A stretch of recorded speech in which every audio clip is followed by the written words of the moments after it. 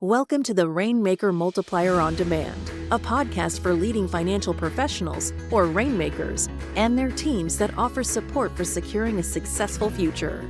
From marketing help to staffing structure, listen and subscribe for actionable insights from advisors and skilled professionals alike.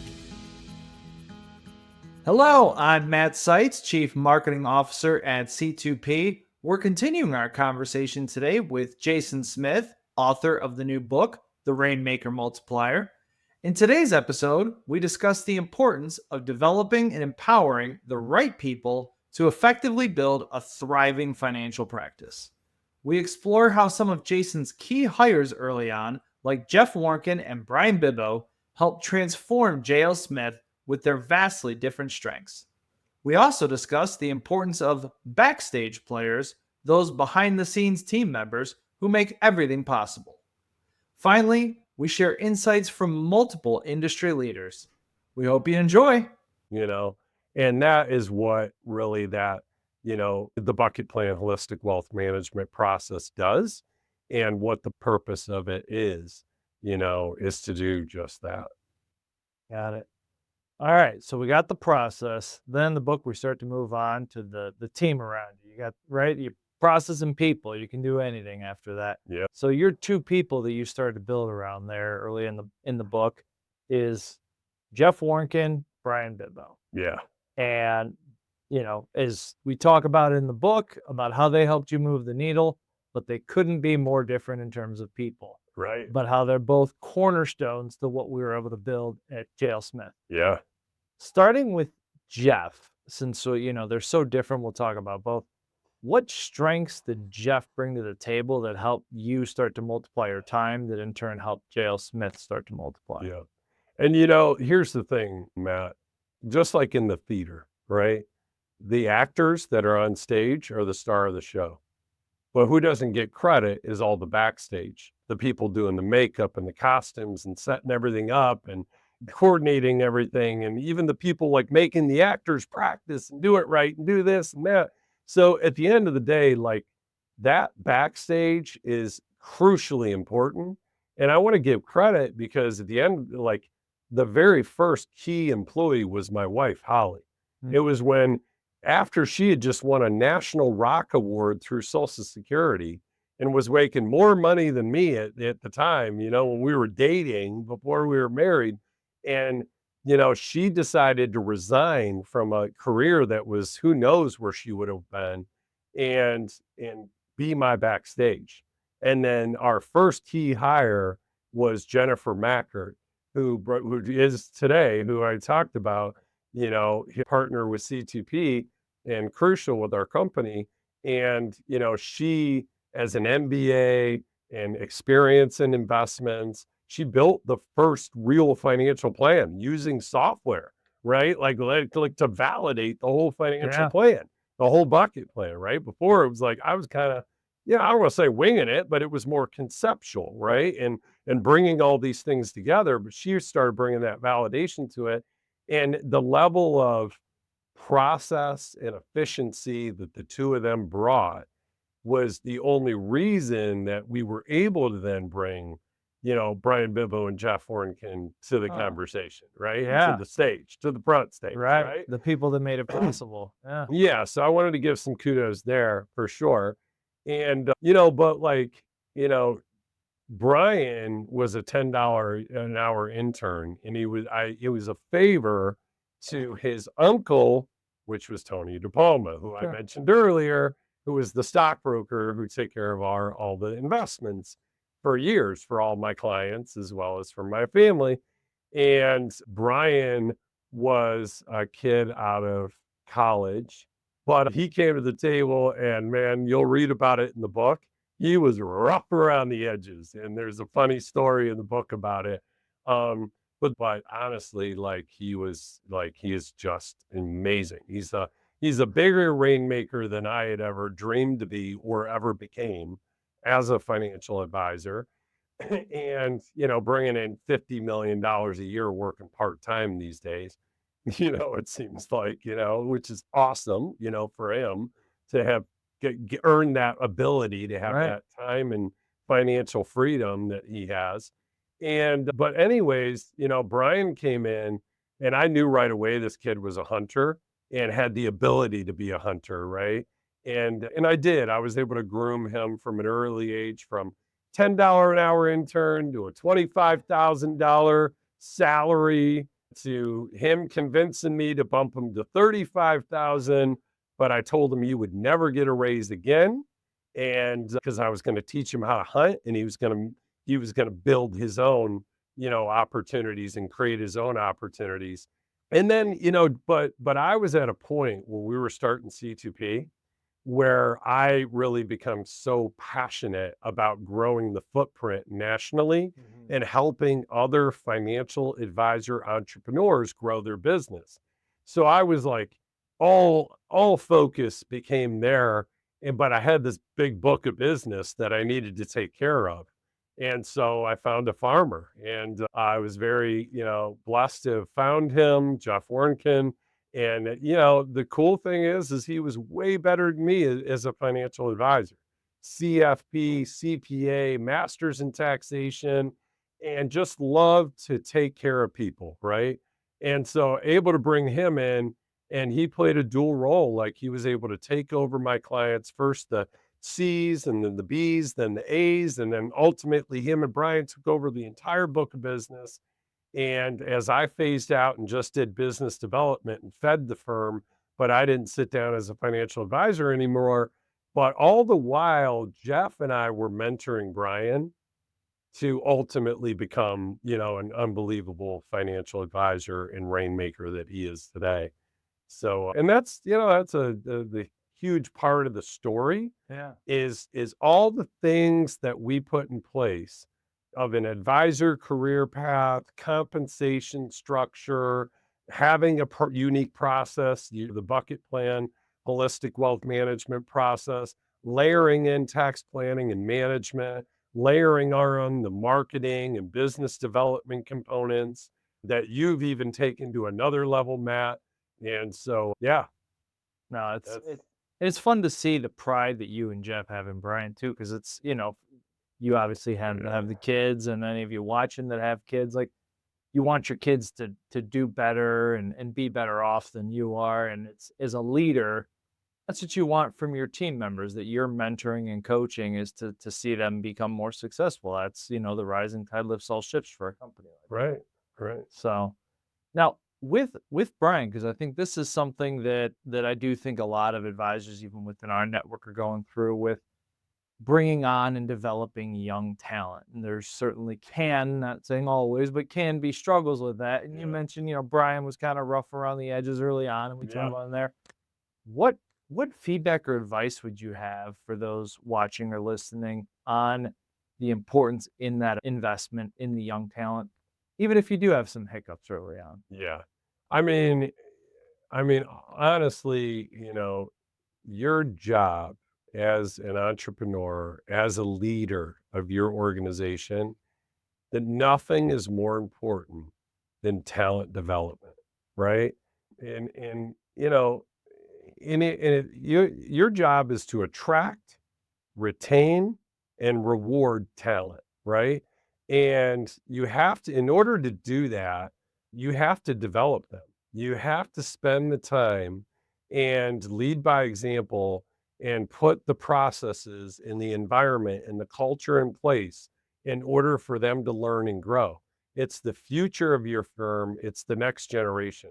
Where I find too many financial advisors making a mistake is they find lifetime secretaries, assistants, coordinators, whatever their receptionists, the different people that are doing tactical work that is important work to get done, paperwork, phone calls, blah, blah, blah. But they're kind of, lifers at that position, and ultimately are never going to become financial advisors. But, the key is you have to segment out your work internally. And this is what we talk about in the Rainmaker Multiplier, and a lot what we teach in our teamwork movement, live and virtual training that we offer, the 2-day training, is like, you know, that talent development component, it's kind of unbundling the responsibilities that are going to give foundational knowledge to young people in your organization that can ultimately learn a lot from doing that stuff, like case prep, post appointment, new business processing and status, client requests, making appointments, outbound phone calls to book appointments with existing clients or even prospects. There's a lot of that stuff that you can teach them how to do, or your staff can teach them how to do. The lifers maybe that you currently have on staff, but you're giving them foundational knowledge of things they need to learn to ultimately go from being a rung one client service associate to a rung two paraplanner that's getting licenses and designations and learning how to build financial plans to ultimately become a rung three, which is an associate or service advisor, somebody who's more junior in nature, who can take over your C-list clients or work with the smaller, prospective opportunities that your firm brings in, or sit as your second chair and listen and learn and take notes, as you're the first chair that is really leading the conversation with the bigger and best clients of your firm. And it's an indirect mentoring program that's happening there. Right. And then ultimately they become that rung four and they're a lead advisor too. And now they can be the first chair with the next generation sitting under them as the second chair.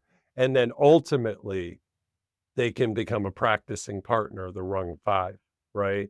Where they're part of your succession plan. They're a partner. You have a rainmaker that's locked in because they're an equity owner and they don't want to go anywhere because they know they're part of a bigger future, right? And they're G2. They're the next generation. And so nothing's more important than developing young talent and attracting, retaining, and rewarding that talent. Was there, especially early on when you did this at JL Smith, was there anything in particular you learned or motivated you to kind of create that five-rung career path that we have at JL Smith and teaching the teamwork movement? Because you see this in other industries too, but in other companies in this industry that aren't in our network here at C2P, that hey, we just need help in this area. We're just going to go hire for that role, and there's not the strategic forward thinking of how you're going to make a hire that's going to develop into the next round. Yeah. This is a great opportunity because, it's funny because when you asked me earlier about the mentors, Yeah.